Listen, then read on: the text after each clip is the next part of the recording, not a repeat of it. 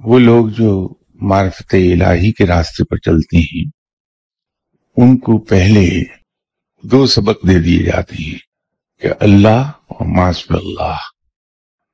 حالانکہ جو شیخ کامل ہے، جہاں کوئی جا کے اپنا آپ سرنڈر کرتا ہے کہ میں اللہ کی راہ پر چلنا چاہتا ہوں، شیخ کامل کو بھی پتا ہے کہ جو آدمی میرے پاس آیا ہے یہ خواہش لے کر، اس کو اللہ اور معاذ اللہ کے معنی بڑی اچھی طرح معلوم ہے.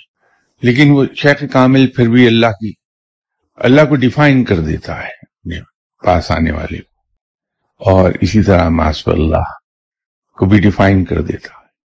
ہم میں سے کس کو نہیں معلوم کہ رب کون ہے، کیا ہے، اس لیے کہ خود رب تعالیٰ نے سورہ اخلاص میں اپنے بارے میں بیان کر دیا. لیکن شیخ کامل اس کو پھر بیان کر دے گا. رب وہ ہے جس کا کوئی شریک نہیں، جس کی کوئی ضد نہیں ہے، جس کی کوئی موافق نہیں ہے، جس کا کوئی ندیم نہیں ہے. وہ اپنی ذات میں تنہا ہے اور اپنی ذات میں یکتا ہے. یہ وہ تعریف ہے جو رب کی کوئی شیخ اپنے شاگرد کو بتائے گا.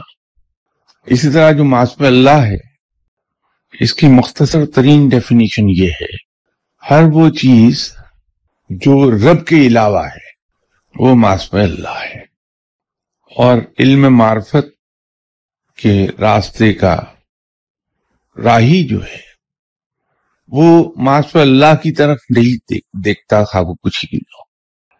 جب وہ اپنی عبادت کرتا ہے، مجاہدے کرتا ہے، چلے کاٹتا ہے، ذکر اذکار میں ڈوبتا ہے، تو اس ٹرم کا یاد رکھنا اس کو اس بات میں ہیلپ کر دیتا ہے کہ اس کی تمام تر توجہ صرف رب تعالیٰ کی طرف رہتی ہے، کیونکہ اس کو معلوم ہے کہ معاذ اللہ کی طرف دیکھنا اس راہ میں جرم ہے.